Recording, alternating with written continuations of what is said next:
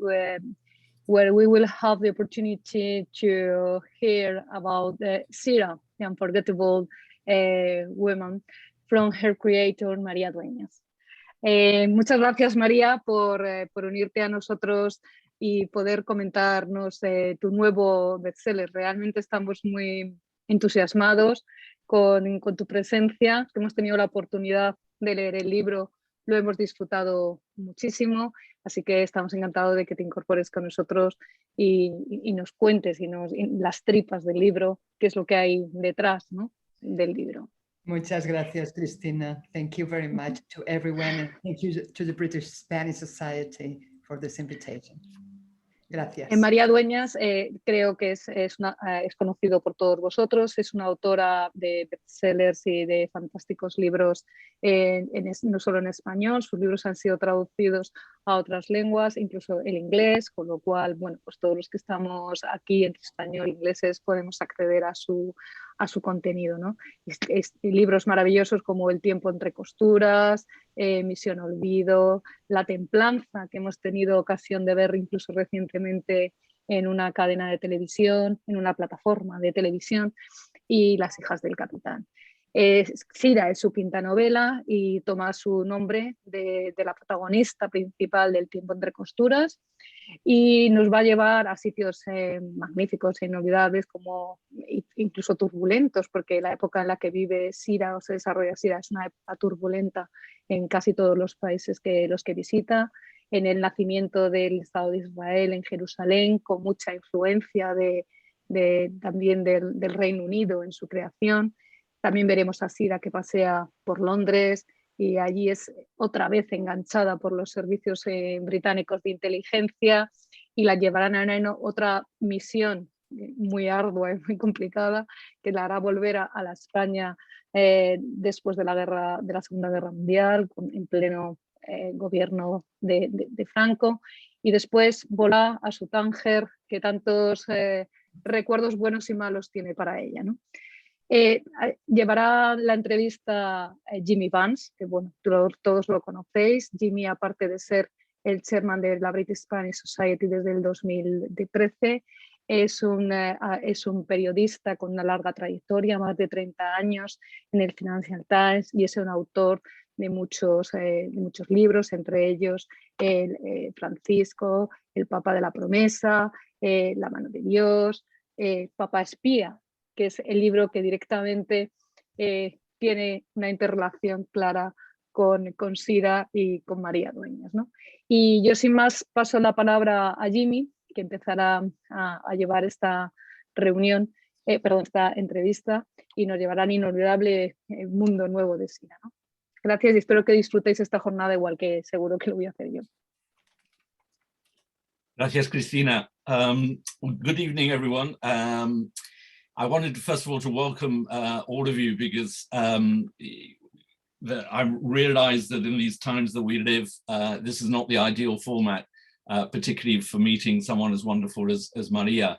But you know, we've got what we've got, and the great advantage of Zoom is that we're connected across boundaries and across countries, and it's wonderful to see the breadth of representation we've got, both of the Spanish-speaking world and also of the United Kingdom. I wanted to make a special mention of someone who I think has joined us, Justin, Simon Manley, who will be familiar to some of you, or most of you, former British ambassador in Madrid. I think it's very apt that he's present for this evening for reasons that will become apparent. There you are, Simon. Simon is now now permanent representative and ambassador in Geneva to the World Trade Organization and to the UN. So he's got quite a job on his hands, but I'm sure he wanted a relaxing time, as he told me. And I'm delighted to have you with us, Simon. And I'm sure you'll ask some pressing questions later on. Bueno, María, sobre todo es un gran honor de estar de nuevo contigo, porque ya van casi 10 años, demasiado tiempo desde nuestro último conversation, que en otra época, en otros tiempos, en Belgravia, lo que entonces era el Instituto Cervantes, en ese lugar, y donde tú presentaste en inglés Tiempo entre costuras, y yo en ese momento estaba presentando más o menos la versión española de Papa Espía o Papa Spy, y tuvimos una buena conversación.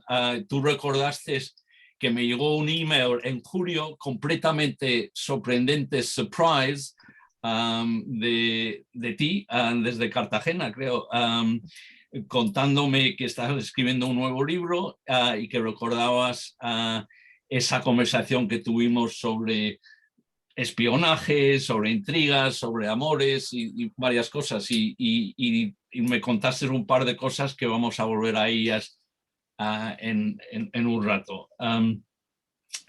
Antes que nada, quería a decir a los que no habéis leído esto todavía, que es una gran novela, muy larga, más de 600 páginas, y yo he estado conviviendo con ella en Londres durante un mínimo de 3 semanas, porque lo he tenido que leer a las corridas para llegar a esta noche, y lo terminé hace 4 o 5 días. Al mismo tiempo tenía a 2 hijas mías y mi mujer viendo conmigo todas las 17 episodios de Tiempo entre costuras para recordarme lo bueno que era esa primera novela, María. Así que chapeau, porque tanto la serie como esta nueva novela es increíble, lleno de personajes, personajes conocidos que vuelven, que han crecido, se han reinventado de cierto modo, otros nuevos, y luego personajes hechos reales, históricos, gente que uno conecta con ellos, que entran en tu imaginaria de una manera única realmente, y yo gocé de la novela realmente. Pero esto es una novela que ha nacido en tiempos de, no entre costuras, sino en tiempo de pandemia. Así que cuéntanos, María, si puedes, como to kick off, ¿cómo ha sido el nacimiento y la escritura de un libro en the time of COVID? Bueno, muchas gracias antes de nada, Jimmy, por tus amables palabras, por el tiempo dedicado a la lectura rápida de la novela y a volver a ver la serie, y bueno, a todos los que se van sumando a la presentación, bienvenidos y gracias por estar ahí. Señor embajador, un honor contar con usted, y a todos los demás, bienvenidos y muchas gracias por vuestro interés. Bueno, Jimmy, volviendo a tu pregunta, realmente estamos todos un poco conmovidos por esta pandemia que ha azotado al mundo. Justo los días previos a la declaración del estado de alarma en España, yo estaba precisamente en Tánger. Voy bastante a menudo y ese coincidió con uno de mis viajes. Recuerdo que volví a España un domingo y 2 días después me tenía que ir a un festival literario en Buenos Aires, pero ya el lunes todo empezó a ponerse muy, muy turbio. Dejé la maleta a medio hacer, se canceló el viaje, y a partir de entonces, bueno, quedaron cancelados un buen número de eventos culturales y literarios previstos para los meses siguientes. El Día de Sant Jordi en Barcelona se canceló, la Feria del Libro de Madrid en el Retiro se canceló, otros muchos actos. Entonces, por una parte, on the one hand, que me encanta esa expresión en inglés, parecieron que las circunstancias podrían ser, dentro de lo terrible, relativamente positivas para mi nueva novela, que ya estaba empezada, porque iba a poderme permitir trabajar durante meses seguidos, sin interrupciones, sin viajes. Entonces todo el proceso de escritura puede ser muy fluido, sin pausas. Pero por otra parte, on the other hand, que también me encanta, lo cierto es que casi todo el mundo nos ha pasado, hablándolo con mucha gente, no hemos tenido la capacidad de concentración al 100% que esperábamos, ¿no? Por un lado, recuerdo que estar escribiendo, imaginando otros mundos, otras atmósferas, otras tramas, pero por otro lado la atención estaba pendiente en las pandemias, las cifras, la evolución, la curva subía, bajaba. Entonces, bueno, ha sido un periodo extraño, difícil para todos, pero por fortuna Sira acaba de llegar a las librerías en un momento en el que parece que empezamos a ver la luz al final del túnel. Vosotros en Gran Bretaña un poco más rápido que en España, que vais más a prisa con la vacuna. Nosotros vamos un poco más lentos, por desgracia. Pero bueno, Sira llega, creo, en un momento en el que empezamos a ver la luz, ¿no? Y por eso yo estoy muy agradecida a todos los lectores que están acogiendo la novela como vosotros con enorme entusiasmo. Gracias, María. Esta nueva novela ya se ha comentado, pero realmente es real. Los que hemos leído entre costuras, el tiempo entre costuras, es una Sira obviamente con más años encima, más madura, lúcida y perspicaz en muchas áreas. Para recordar lo que estaba diciendo Cristina al principio, para los que no habéis leído el libro todavía, es una travesía que la lleva por Jerusalén, a Londres, la España franquista y ya otra vez en Tánger al final, pero a finales de los años 40. Y nos encontramos con varios personajes, entre ellos Evita Perón y nuestros viejos amigos o tus viejos amigos en el British Intelligence Service, que ya hablaremos un poco de eso en un tiempo. Pero quería empezar con Jerusalén porque esa primera parte tan dramática que describes en tu libro por varias razones, es el momento del ocaso del Imperio Británico, de cierto modo. Son los últimos días de Palestina bajo el mandato británico. Ya no es la Gran Bretaña de esa primera novela de Churchill contra el nazismo, sino un país bajo un gobierno laborista, el estado de bienestar, después del Brexit, Londres medio en ruinas, pero su idiosincrasia. ¿El por qué parece que sientes tanto por el mundo de anglosajón a pesar de la guerra y en la posguerra? Porque parece que hay razones suficientes para la cual Sira no admire la España nacionalista, pero sí la Gran Bretaña de la posguerra. Sí, bueno, realmente yo tengo una enorme admiración por vuestro país. Yo soy filóloga inglesa, tengo una enorme admiración por vuestra historia, cultura, literatura, instituciones y el modo en el que Gran Bretaña ha llevado la bandera de muchísimas cosas, abriendo camino al mundo entero. Y en este caso concreto, en este momento histórico que mencionas, en que Gran Bretaña todavía tiene su imperio diseminado por todo el globo, pero ya empieza a haber reacciones adversas y va a faltar poco para que empiece, pues, primero la partición de la India y todo lo que viene después. Me interesaba Gran Bretaña por múltiples razones. En un primer momento, como decías, en la conexión con Palestina, me interesaba explorar un poco ese conflicto de entonces, que hoy tendemos a ver como un conflicto entre dos polos, no bipolar, entre árabes y judíos, pero que entonces era un conflicto triangular claramente, ¿no? En ese momento Palestina estaba bajo el control civil y militar del mandato británico y estamos en el año 45-46 en Palestina. Son unos tiempos muy duros porque los sionistas pretenden que lleguen numerosos barcos cargados con judíos europeos que han sobrevivido a la guerra mundial y al holocausto, pero Gran Bretaña, por otro lado, intenta ejercer su control sobre el territorio ante esta llegada masiva de refugiados y pretende poner un orden. Entonces eso crea un ambiente muy duro, muy violento, muy ingrato, con atentados terroristas que tendrán en la novela, en la trama de la novela, tendrán unos efectos dramáticos en Sira y en su vida y en su familia, numerosas víctimas y tensiones cada vez más hostiles. Entonces me interesaba, como decía, explorar un poquito esa parte del Imperio Británico expandido por el mundo y después, una vez ya centrados más en Gran Bretaña y en Londres en concreto, que es donde transcurre la segunda parte de la novela, me parecía muy interesante explorar y establecer un contraste en la manera en que afrontan sus respectivas posguerras Gran Bretaña por un lado y España por otro, porque en el tiempo son víctimas de dos guerras diferentes, pero sus respectivas posguerras transcurren casi en paralelo. El Londres que recibe a Sira en enero-febrero de 1947 está viviendo unos momentos tremendamente duros tras la Segunda Guerra Mundial, pero la ciudad y el país entero luchan por su reconstrucción y lo hacen, y eso es lo fundamental, a diferencia de España, lo hacen unidos.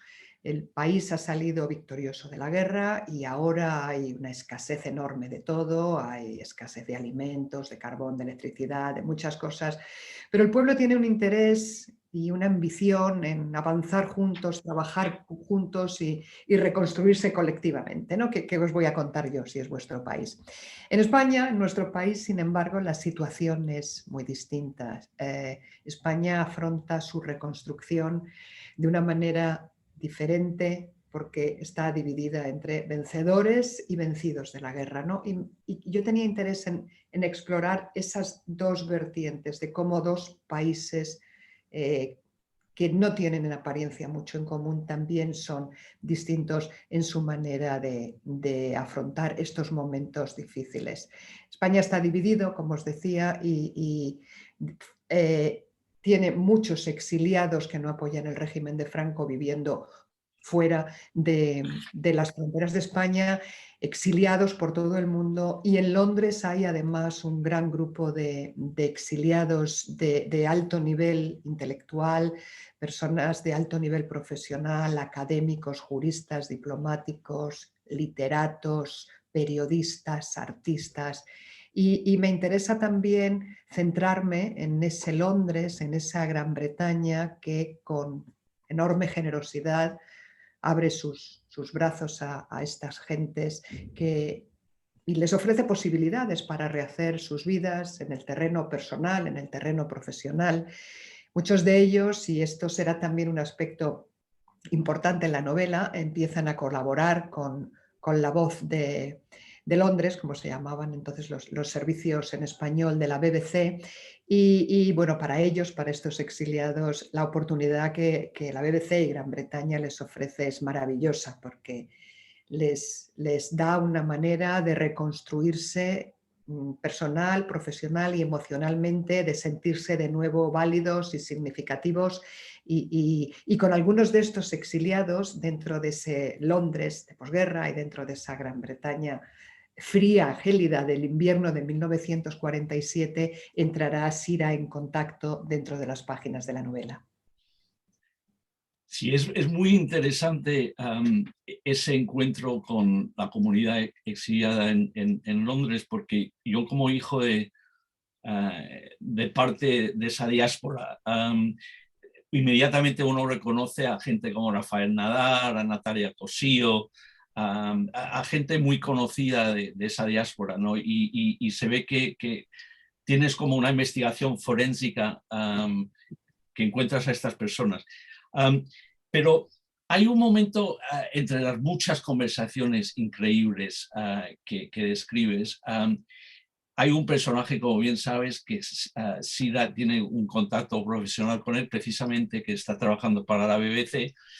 Y él describe esas dos partes que acabas de un poco señalar, pero por una parte él denuncia, bueno, por una parte él admira el hecho de que los británicos han acogido a estos exiliados que vienen de la guerra civil, les han dado trabajo, les han dado libertad, respeto, todas las cosas que obviamente como los derrotados no han podido tener en España. Pero por otro lado, hace una referencia a los que trabajan o han estado trabajando o siguen trabajando para los servicios secretos británicos. Entre ellos, nuestra querida Sira, que entra de nuevo, y él denuncia que realmente hay numerosas agentes españoles y no españoles que han trabajado para el Intelligence Service que no se les reconoce. Pero tú sigues con esta fascinación por el Secret Service. ¿De dónde sacas eso? Sí, verdaderamente estoy mi fascinación, que existe indudablemente, arranca de mi investigación para El tiempo entre costuras, para la anterior novela. Ahí fue cuando yo realmente fui consciente de dos cosas, que bueno, sabía un poco, pero no con gran profundidad. Uno era de la potente, fuerte presencia nazi en España y concretamente en el Madrid de tiempos de la Guerra Mundial y de la posguerra civil española. Y como contraprestación, empecé a ahondar también en el papel de los servicios secretos británicos justo en ese momento, ¿no? Para hacer contrapeso a la influencia nazi en el momento. España, como sabéis todos, bueno, no participó activamente en la Segunda Guerra Mundial, pero sí estuvo a punto de hacerlo. Franco se reunió con Hitler en Hendaya, en el sur de Francia, e incluso envió tropas militares, más de 40.000 hombres con la célebre División Azul, para ayudar a las fuerzas alemanas en la Unión Soviética. Entonces, la actitud de Franco en la Guerra Mundial fue abiertamente a favor del eje y contraria a los aliados. Y eso, para contrarrestar esa presencia y esa propaganda y esa subordinación de Franco al eje y sobre todo a Alemania, porque le había prestado ayuda para ganar la guerra civil, para contrarrestar eso, los servicios secretos británicos estuvieron muy activos en aquella España. Y tú lo reconoces en primera mano, Jimmy, porque tu propio padre participó en aquellas aventuras, digamos, como agregado de prensa de la Embajada Británica en Madrid.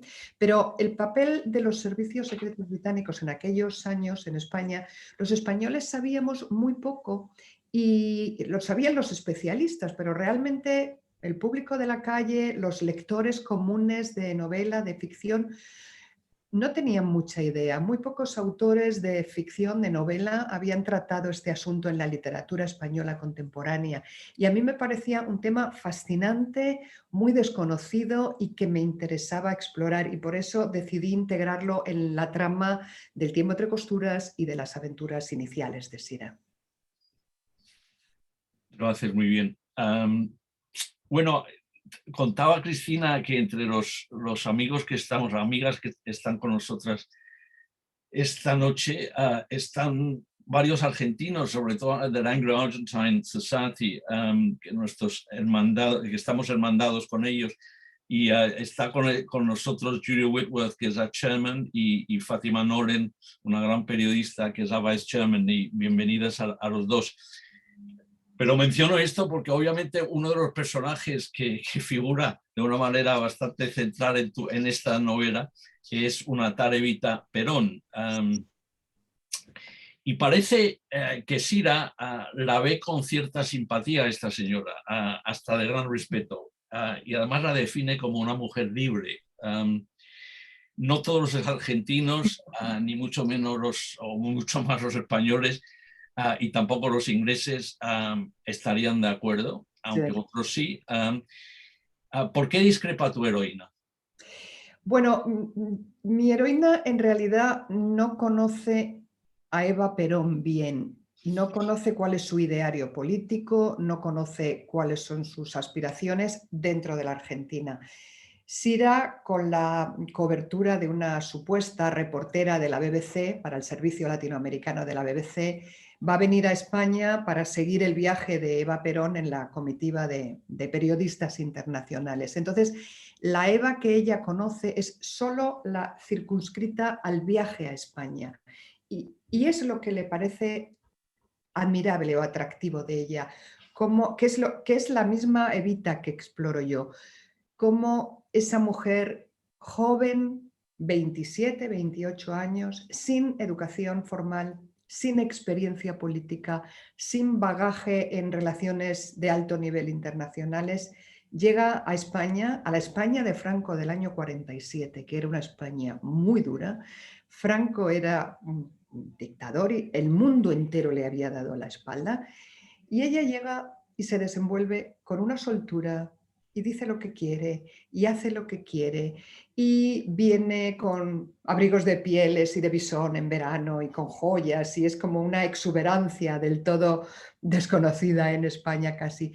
Y esa es la Evita que Sira admira, entre comillas, por la capacidad que tiene para ser ella misma sin dejarse impresionar por las circunstancias.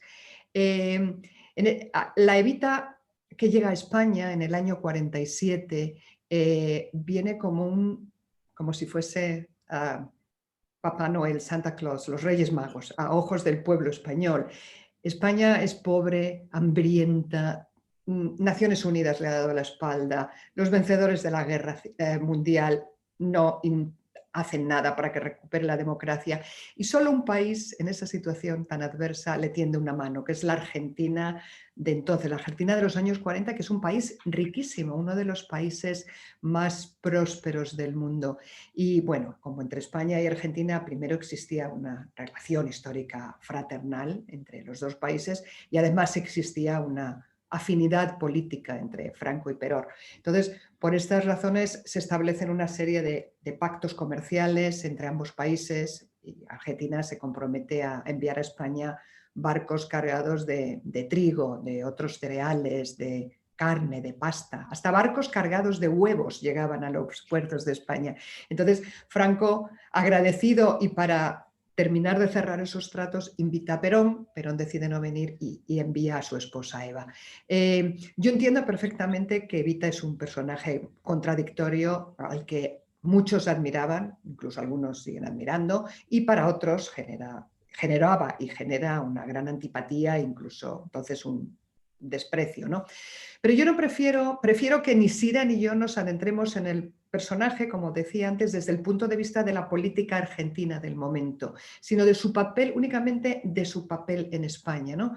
Y de la manera en la que ella se comporta ante Franco de una forma espontánea, de una forma fresca, desinhibida, y cómo el régimen de Franco se rinde a sus pies, la mima, la adula, la adora. Ella tiene a Franco a veces esperando 2, 3 horas cruzado de brazos con sus galones y sus bandas militares y Evita mientras está hablando por teléfono con su marido y Franco, que todo el mundo le temía, está ahí esperando para ir a los toros, por ejemplo, y Evita no aparece, ¿no? Ella hace lo que quiere. Quiero decir además, para terminar esta sección de Evita, que hay dentro de la novela una subtrama que enlaza la que Gran Bretaña tiene su vinculación con Eva porque toda esta subtrama gira alrededor de una posible visita de Eva Perón a Londres. Ella quiere que la reciban exige casi que la reciban los reyes en Buckingham Palace y el gobierno de Attlee dice que ni hablar de eso, ¿no? Y alrededor de todo esto se genera una subtrama interesante en la que Sira, la protagonista, va a participar de forma muy activa. Y allí llegaremos en pocos momentos, porque has dado un contexto a un encuentro del cual vas a hablar. Sigo con el español, aunque estoy sufriendo un poco no hablar inglés, pero un poco como Rosalind Fox, I might go into English later on, because I know you can break into English very easily. Pero quería ir un poco a una cosa como muy definida en tu obra, que es la manera que tú mezclas hechos concretos, históricos y personajes conocidos, como decía antes, con obviamente protagonistas y episodios inventados. ¿Hasta qué punto se puede considerar, incluso justificar a Sira como una novela histórica o menos ambiciosamente una ficción con tintes de telenovela? Me hace muy a menudo la pregunta de si yo me considero que escribo novela histórica y desde luego no es mi intención hacerla. Yo no pondría la etiqueta de novela histórica a mis novelas. Yo creo que son más bien novelas de corte clásico, indudablemente, que intentan ser rigurosas con el contexto histórico en el que transcurre la trama. Rigurosas con los hechos y las coyunturas históricas a nivel colectivo del momento, y también rigurosas con cosas pequeñas, cosas costumbristas, lo que comen, cómo se visten, lo que beben, los hoteles que visitan, qué sé yo, las cosas de la vida cotidiana, ¿no? En ese sentido sí que intento mantener ese rigor. Tanto para llegar como una ficción con aire de telenovela, no sé, Jamie, no lo sé. Yo no, los dejaría simplemente en una novela de corte clásico, sin necesidad de más etiquetas. A lo mejor me está influyendo un poco la serie Televisa, pero Seguramente. un poco. Pero insisto, es fantástica la serie, and I recommend it to everyone. It's on Amazon, by the way. You can pick it up on Amazon as we saw it. Estabas hablando al principio muy interesantemente del proceso de creación en boca de COVID, intentando concentrarte en lo que estás haciendo con todo lo que está pasando a tu alrededor, ¿sabes? En un año sin precedentes, con todo lo que se ha sufrido y que nos ha deslocado a todos, ¿no? Sí.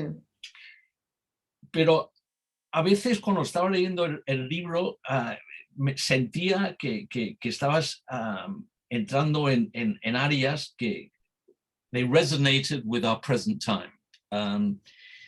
Y yo, sin ser demasiado patronizing en el tema de diversidad y relaciones entre hombres y mujeres, parece que estás muy consciente del movimiento Me Too, porque hay un personaje que paz descanse, que entra en tu primera novela y que creemos que ha desaparecido, pero reaparece.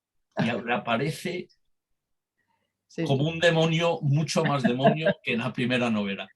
Pero lo interesante es que Sira, que es casi derrotada por este hombre en la primera novela, en esta novela, le destruye a él. Sí. ¿Hay algo de Me Too en eso? No conscientemente, pero mira, ahora que lo dices, quizá Sira tiene, siendo una mujer que ahora mismo la tenemos viviendo en los años 40, ella no es una abanderada en absoluto del feminismo, ni del empoderamiento, ni de la conciliación, ni del Me Too, ni mucho menos. Pero es verdad que tiene ciertos rasgos de mujer contemporánea, ¿no? Tiene aspiraciones, tiene ambiciones que quizá no están muy concretadas en su proyección de vida, pero ella sabe que quiere hacer algo más, que no quiere limitarse a un papel pasivo en la sociedad.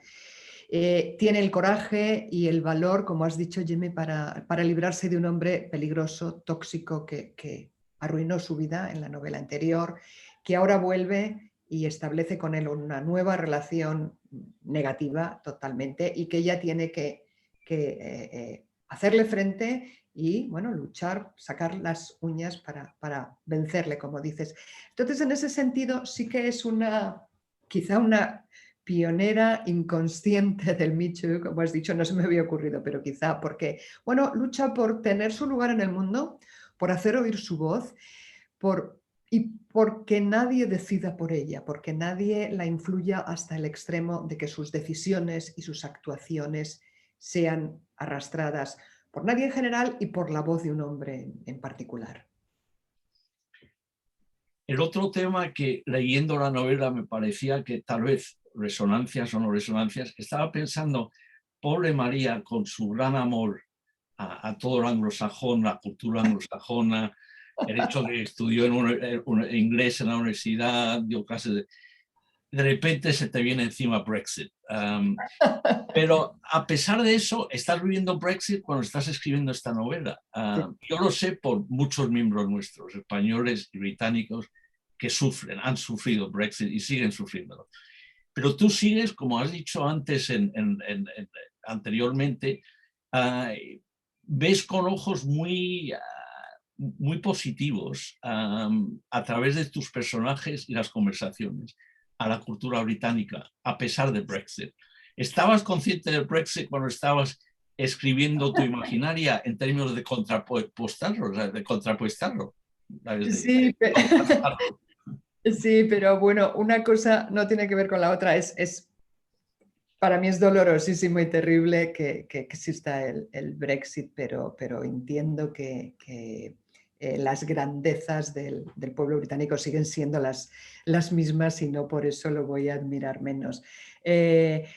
Yo he querido, dentro de esta novela, además de las intrigas, los conflictos entre los personajes, además de todo el background histórico, yo he querido dejar constancia y rendir un pequeño tributo de verdad, mi admiración y mi afecto por un país del que yo he aprendido mucho siempre, ¿no? Desde su lengua, que tengo un poco oxidada últimamente y por eso pido disculpas a todos por no hablar hoy en inglés, pero nuestro próximo encuentro prometo que hablaremos en inglés, pero desde la lengua, todo ha sido un país que ha dado, a lo largo de toda su historia, ha dado auténticas lecciones al mundo de muchas cosas, ¿no? De democracia, de pragmatismo, de resistencia, capacidad de innovación, de expansión, de literatura, por supuesto.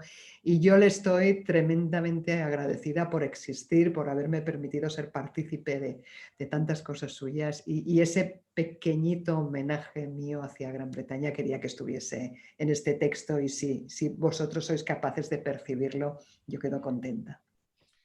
Gracias, María. Mira, yo creo que es un buen momento para entrar en la etapa de tu lectura. Pero que si me permites, lo voy a poner para los que se están oyendo esto, el contexto de lo que vas a leer, ¿no? And here I go half English and half Spanish, pero... No, go ahead in English. No, pero cuando retomamos el contacto en julio pasado, como estaba explicando al principio, María me mandó un email, luego estuvimos hablando por Zoom y todo eso, y she is a gentlewoman in the true sense. She's a noble woman.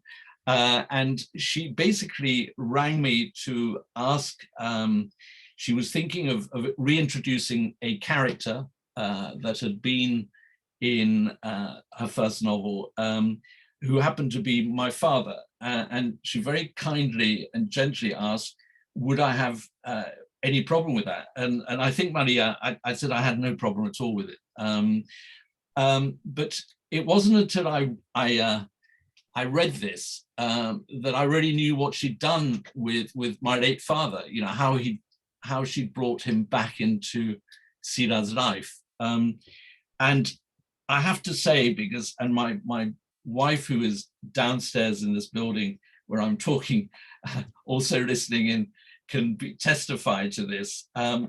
When I read this and read it out to her in our kitchen here in Battersea, I blubbed. I was very, very emocionado, because I felt that my late father and Sila were in the room with us, and it was a very extraordinary experience. But that's enough from me. Maria is going to read in Spanish because she reads beautifully. This particular meeting between Sila and Tom Burns, which is a reencuentro. A real reencuentro, sí. Tu padre, Jimmy, me generó una enorme curiosidad cuando trabajé con el material anterior para El tiempo entre costuras y una vez que averigüé quién era y cuál era su función, además de curiosidad, me generó una gran admiración. Y después, cuando tuve la posibilidad de conocerte a ti, de charlar contigo y de leer tu Papa Spy y saber cuál había sido su trayectoria, pues caí como tu madre, caí rendida ante él, y aquí quería igualmente rendirle un pequeño tributo.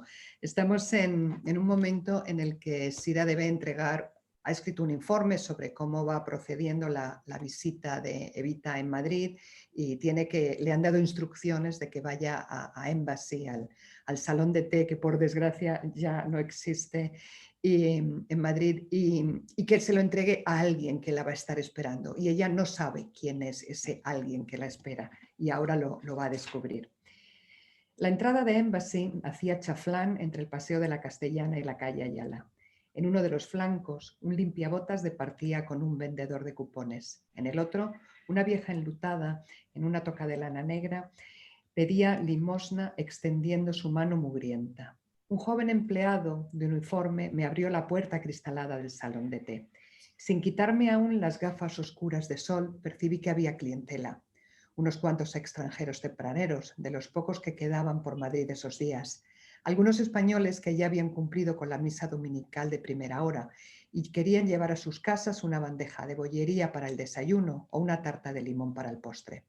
Señoras bien vestidas frente a sus tazas de chocolate, señores que se sentaban a tomar un café con leche mientras leían el ABC o el Alcázar, algún que otro señorito que aún no se había acostado de retorno de sus francachelas.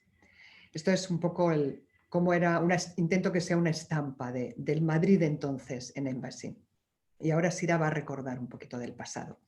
Apenas unos años antes, cuando los alemanes aún se paseaban por Madrid amenazantes y presuntuosos, los escasos metros cuadrados de ese local, Embassy, habían sido el epicentro de intrigas, tensiones, conspiraciones y traslado de refugiados. En medio de todo aquello, actué yo pasando mensajes codificados al capitán Ellen Hilgarth o alguno de sus hombres, compartiendo inocentes aperitivos con mis clientas alemanas y trasladando avisos clandestinos a enlaces diversos. En algunas ocasiones había coincidido también allí con Marcus, aunque siempre fingimos no conocernos. A mi nariz llegó de inmediato el olor a delicia absoluta, a bateas de bollos suizos recién sacados del horno, pastas, plum cakes y croissants hechos con harina blanca y mantequilla fresca.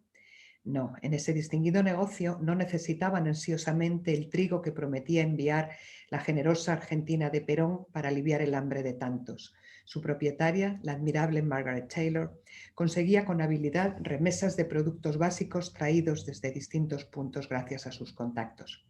Y así, mientras la mayoría de los españoles comunes y corrientes arrancaba el domingo con un vaso de leche aguada, un café tramposo a base de achicoria o un simple chusco de pan duro, mientras millones de familias apenas tenían que llevarse a la boca, en Embassy no había cabida para la palabra penuria. Apenas me retiré las gafas de sol, lo vi desde la entrada y el corazón me dio un vuelco. Aquí llega Tom Burns. Eso lo digo yo, aquí sigo leyendo. Acababa de comprobar que me habían enviado a alguien conocido. Mientras leía un ejemplar atrapado de The Times, fumando su pipa, junto al mostrador me esperaba Tom Burns, el antiguo agregado de prensa de la Embajada Británica.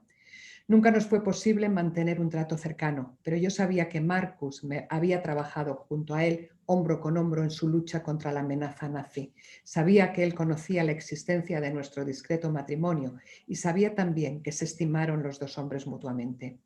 El simple recuerdo de todo ello hizo que una ráfaga de melancolía me azotara con fuerza. Logré contenerme y disimulé como pude, rescatando las artes embusteras que usé en otras contingencias entre esas mismas paredes.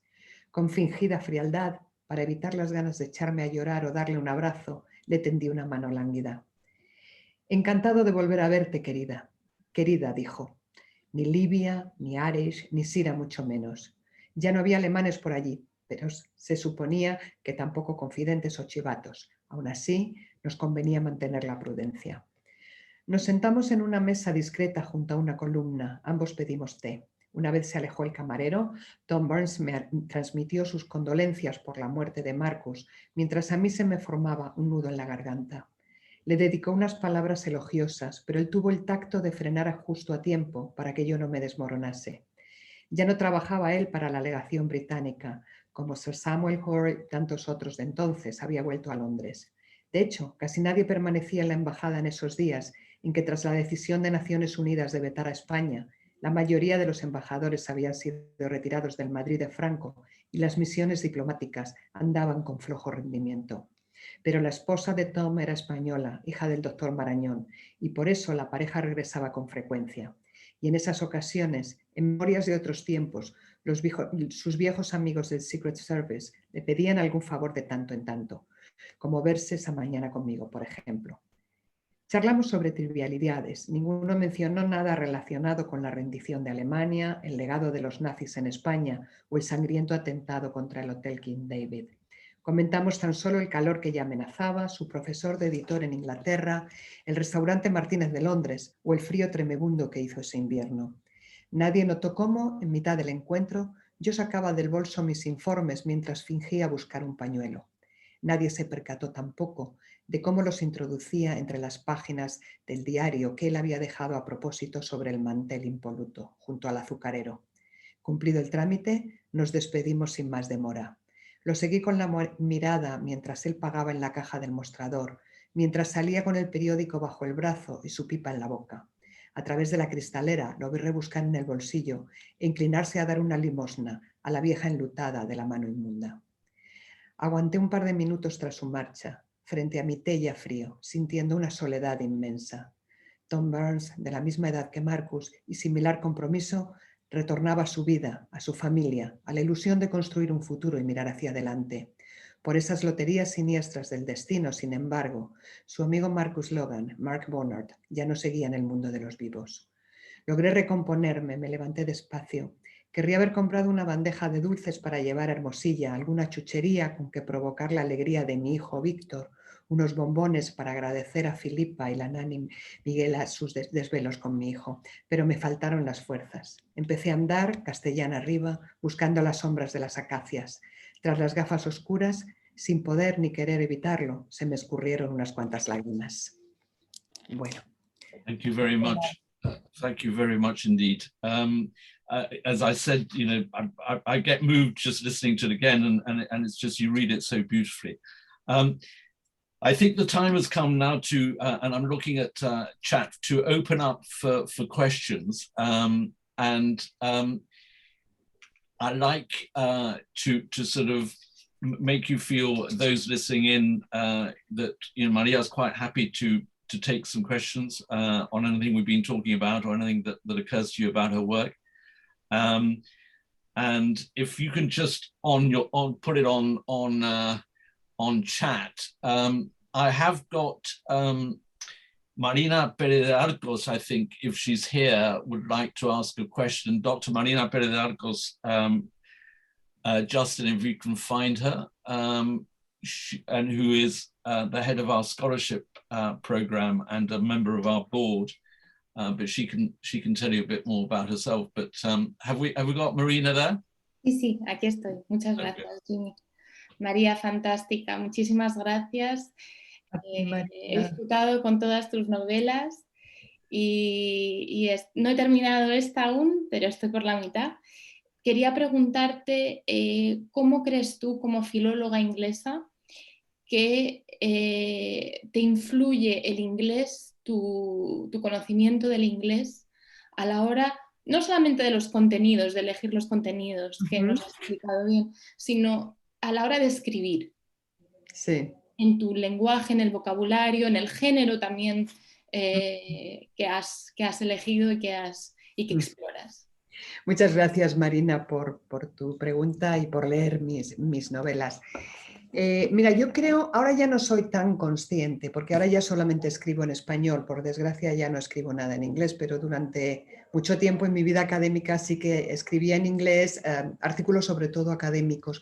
Y me influyeron las dos cosas, yo creo que mucho, aunque yo era inconsciente. Entonces, por un lado, el estar acostumbrada a leer, a trabajar con materiales y recursos en inglés a la hora de escribir yo misma, y por otro lado, el que fuese el lenguaje, discurso académico, que también es un propio género con sus estructuras. Entonces, bueno, yo empecé a escribir la novela en mi español, el tiempo entre costuras hablo, hace casi 15 años.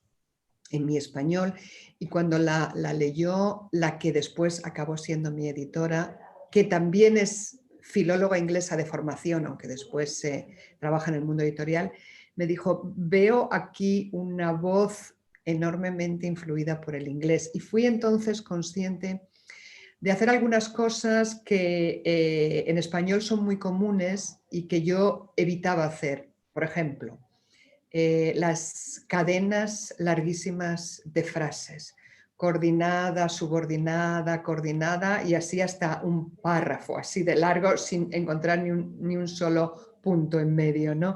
Eso yo es algo que no hacía de manera automática y que intento seguir haciendo. La adjetivación también, ¿no? Yo usaba mucho, ahora intento corregirme, pero la adjetivación pronominal tan común en el inglés, que en español la usamos menos, ¿no? Y ahí intento siempre dar la vuelta. Otra cosa que yo hacía muchísimo es usar adverbios claro, pero en inglés suenan mucho mejor porque simplemente terminan en le y ya está, ¿no? Really, quickly, formally, whatever. Y eso en español tienes que usar el sufijo mente, que se hace muy largo y alarga mucho las palabras y queda muy mal. Y esa es otra manía que tengo, eso es de la mala influencia. Uso muchísimos adverbios en mente que después tengo que ir cortando.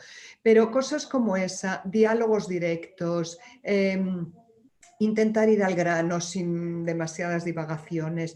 Yo estoy convencida de que eso viene de mi manejo del inglés, de haber leído mucho en inglés a lo largo de mi vida y de una cierta familiaridad con el registro distinto. Gracias, Marina. Muchas gracias a ti. Gracias. Tengo una pregunta de Cristina Álvarez, que es genial la pregunta que quieres hacer. Pero... A ver, Cristina.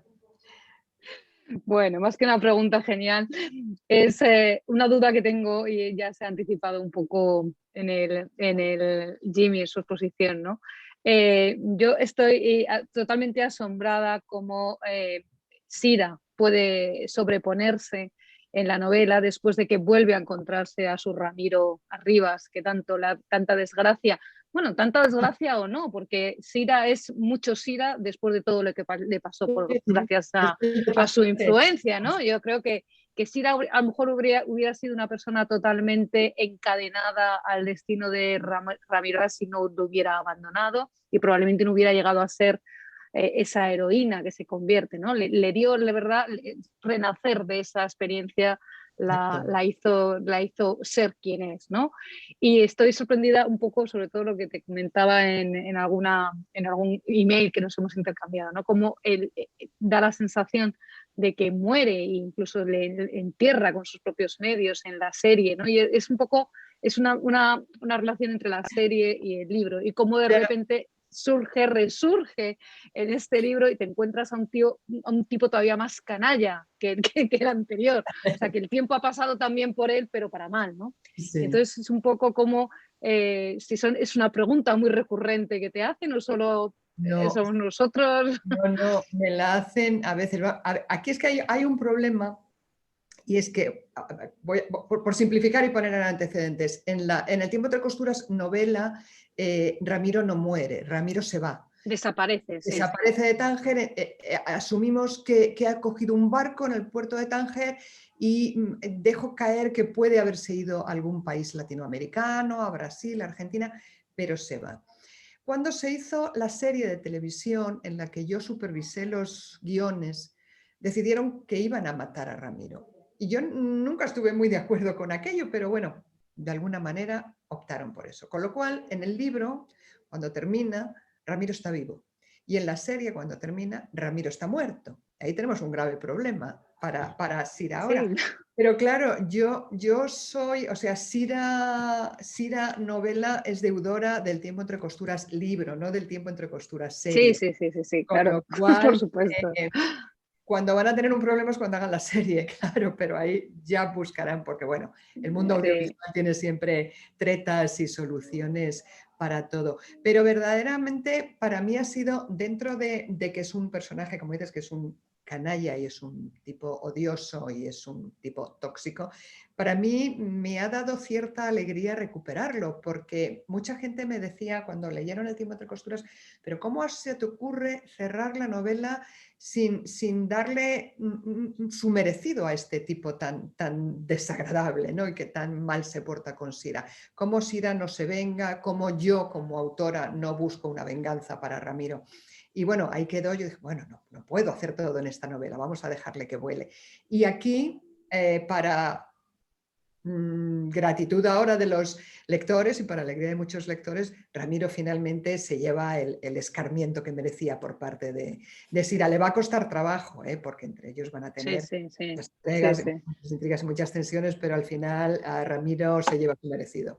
Bueno, pero Cristina me confesó que tiene ganas que vuelva Ramiro porque le parecía muy guapo el actor. Sí, eso también. Yo la parte esa del actor yo le reconozco que a mí me ayuda.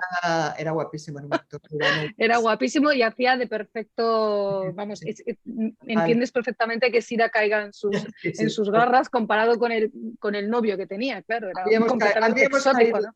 Es perdonable. No sé, seguro que sí, pero vamos, me dirás que con la boca pequeña por si acaso, ¿no? Pero sí.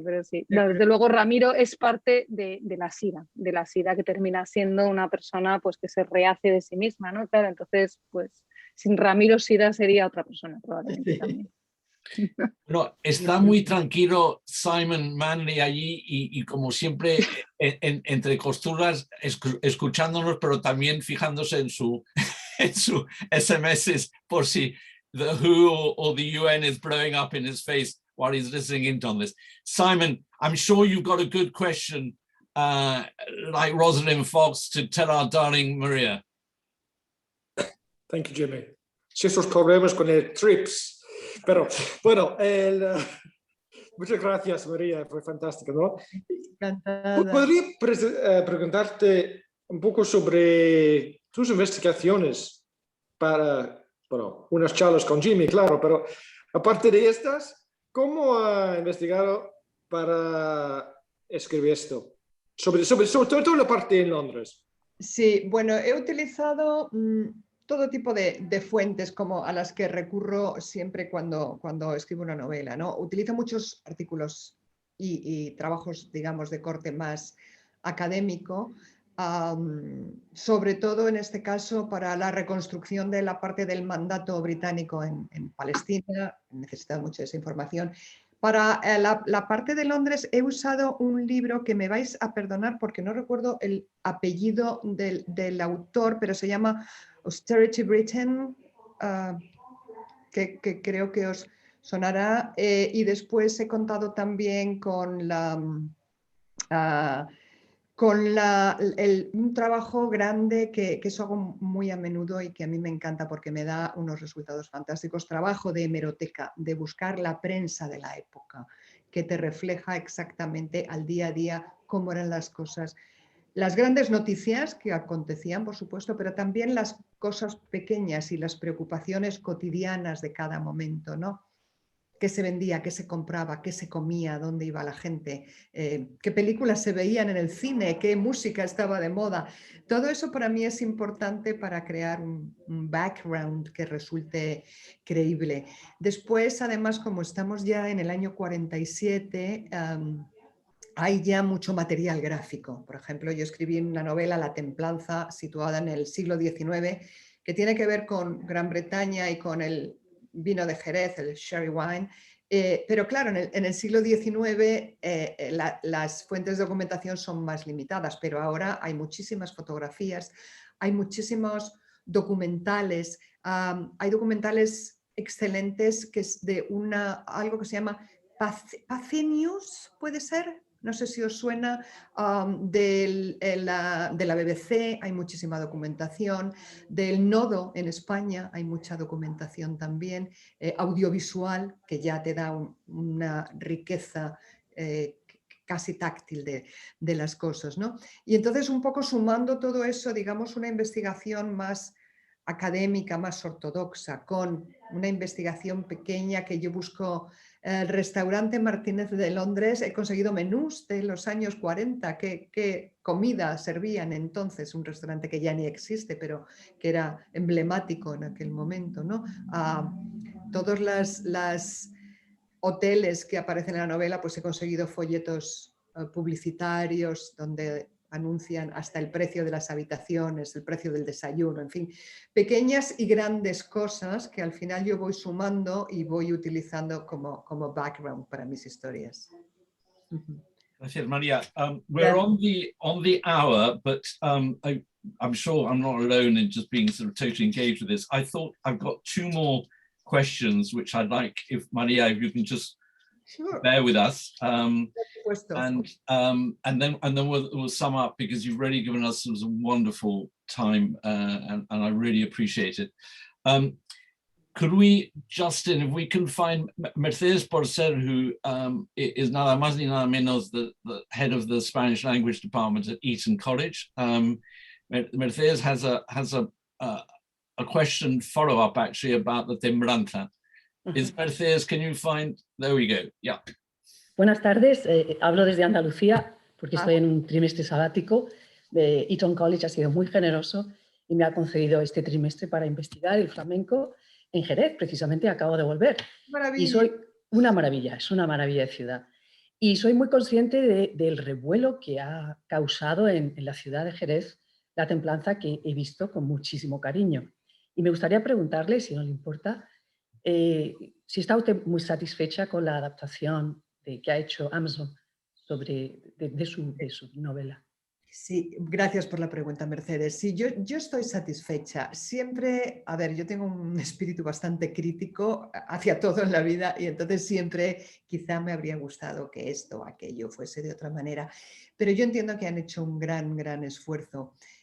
Había un problema en la novela que era de tiempo, y es que la coprotagonista no aparece en el libro hasta casi la mitad de la novela, y ellos ya han tenido que reconstruir la trama y crear como dos tramas paralelas: la vida de él, de Mauro Larrea, cuando se va de España y se instala en México, y la vida de Soledad Montalvo, que yo dejaba solo apuntada y con pequeños detalles, pero no desarrollaba en pleno cuando ella se casa con Edward Clayton y se va a vivir a Londres, ¿no?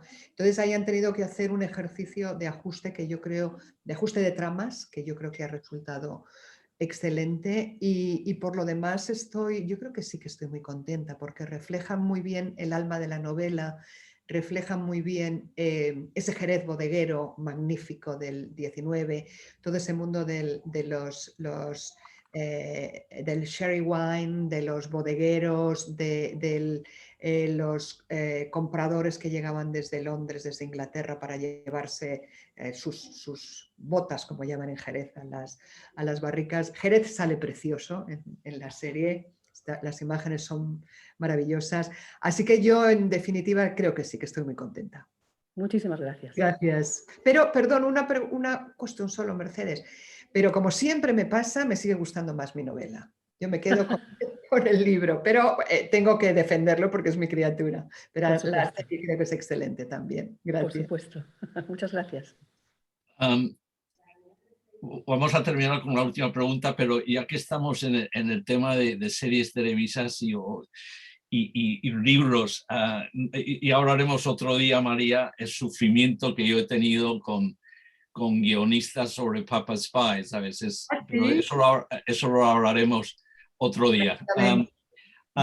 Tengo quería, ya que estamos entre costuras, entre culturas, entre países y sobre todo Evita Perón, y que estabas mencionando su magnífica dedicación a la moda. Fatima Noren, can you find Fatima Noren for us, who is a very dear friend? Hi, Fatima. Hola. Qué placer conocerte, María. Muchísimas gracias por dedicarnos este rato para contarnos un poco de tu nueva novela. No la he leído, es mi próximo libro. Y me encantó, me llenó de la imaginación todo lo que tiene que ver con la moda. Entonces me gustaría que nos contaras un poquito sobre tus investigaciones sobre la moda de la época, que fue central en la primera novela, y cuál es tu propia relación con la moda, que es el vehículo o el canal a través del cual Cira desarrolla todas estas historias. Sí, bueno, la moda es importante en el tiempo entre costuras, porque Cira es una costurera, es una modista. Yo aquí la he querido separar en la nueva novela un poco más del oficio de modista, aunque la moda sigue siendo importante para ella. Y entonces, como es una novela que evoluciona no solamente en los escenarios históricos, sino también digamos, en la esencia y en los sentimientos de ella, un poco la moda se va acomodando a su estado de ánimo en cada momento, ¿no? Cuando llega a Palestina de la mano de Marcus, llega como una recién casada, ilusionada, empieza a emprender un matrimonio, asiste a actos sociales como la esposa exótica, ¿no? de un inglés, la única española que hay allí. Entonces ella, bueno, pues se arregla con la moda que gran parte la había confeccionado ella, pone mucho esmero por ir siempre arreglada, siempre bien presentable, ¿no? Cuando ocurre un incidente muy dramático en su vida, que no detallo para no hacer spoiler, pero que lo leeréis en el final de la parte de Palestina, Sira vive una etapa de enorme depresión vital, de tristeza, y ahí empieza a cambiar, se hace amiga de algunas mujeres periodistas que están en Palestina trabajando como corresponsales extranjeras, y empieza a adoptar algo que después será muy tendencia en la moda en las décadas posteriores, que es el que las mujeres vayamos asumiendo parte del vestuario de los hombres, ¿no? Para ir más cómodas, parte ya como mujeres más dinámicas, que trabajan. Sira empieza a usar más pantalones, empieza a usar las chaquetas de Marcus, empieza a usar zapato plano y no tacón, empieza a llevar el pelo más recogido con un pañuelo, de alguna forma avanza hacia la mujer más contemporánea, con una moda más cómoda, que le queda bien, que le favorece, pero que casi entra al mundo de los hombres, es decir, nosotras no tenemos necesidad de sufrir para vestir, ¿no? Después irá a Londres y allí vemos cómo la moda cambia. La moda no solo en Gran Bretaña, en todo el mundo en tiempos de guerra era muy austera, eran unas ropas de corte casi militar, ¿no? Con hombreras muy rectas, las faldas largas, marcando poco las siluetas, una moda no muy agradable. Pero ya empieza a despuntar lo que triunfará unos años después con el gran Christian Dior, pero ya hay un modisto en Londres, H.B. Morton, que lo está haciendo, que es lo que después se llamará como moda Corolla, que es la moda que refleja la actitud del mundo en tiempos de posguerra, que es que se quieren reconstruir, que quieren ser optimistas, aunque las circunstancias sean duras, se mira al futuro con un cierto optimismo, y es una moda que marca más alegre, marca más la silueta femenina, son otras telas, hay más escote, hay más piel al aire, es todo, las cinturas se estrechan, las faldas se acortan un poco, entonces es ya una moda del todo distinta. Y cuando viene a España, lo que hace ella como estrategia, porque ella viene con una misión clandestina, pero tiene que averiguar ciertas cosas sobre la vida de Eva Perón, sobre el personaje y sobre sus movimientos, entonces una de las subtramas es que ella se va a adentrar en el Palacio del Pardo, la residencia de Franco, mientras Franco y Evita y Carmen Polos, la esposa de Franco, están en los toros, que eso es real, van una tarde a los toros y Evita los tiene esperando a los toreros 3 horas y a los toros para salir porque está haciendo sus cosas, no se sabe qué es, y porque llega tarde siempre.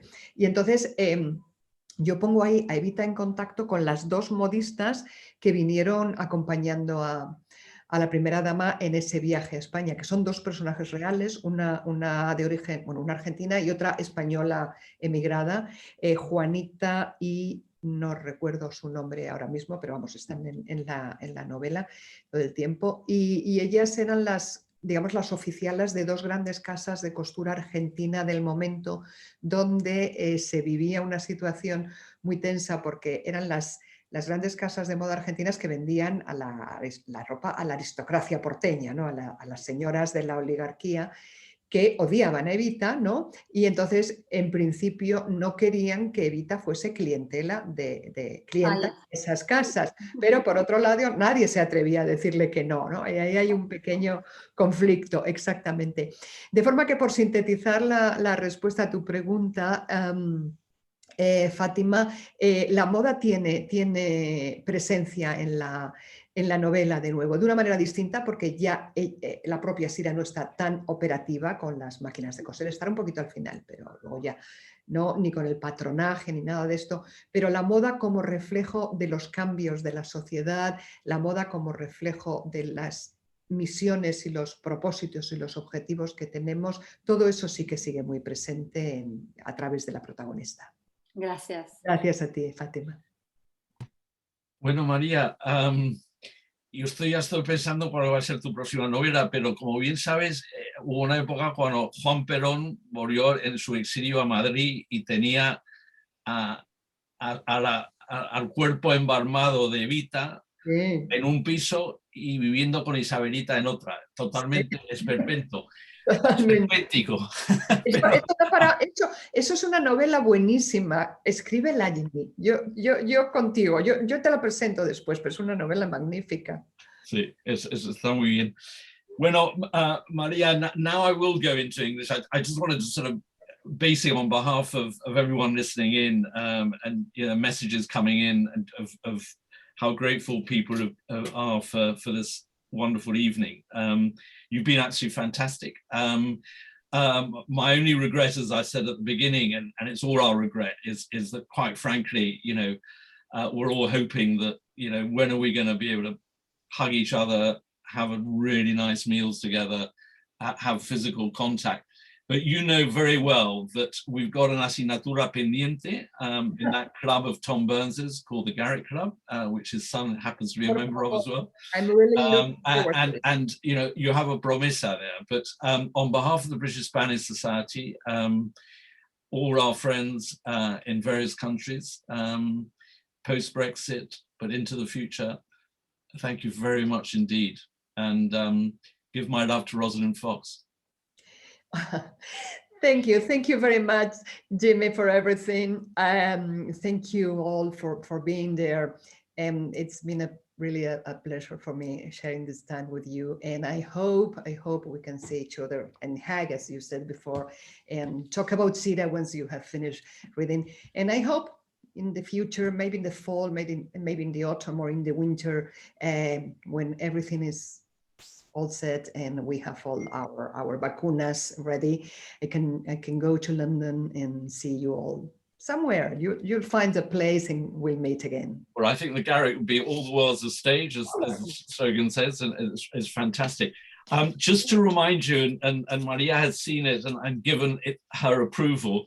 Those of you who haven't seen it, we've put it on our website, a kind of following in the steps of Sira in London, which we had great fun doing it. I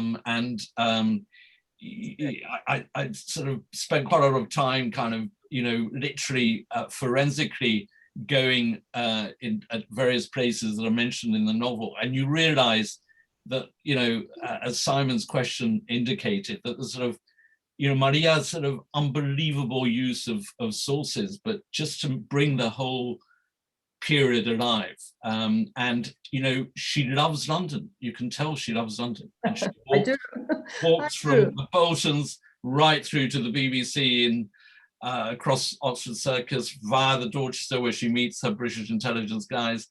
And, you live it, Anyway, thank you very much. And I think a round of applause for Maria.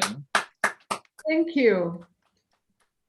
Thanks so much, and take care. And de parte de Sira, un abrazo a todos. Muchas gracias. Gracias. A vosotros. Gracias. Ay, gracias.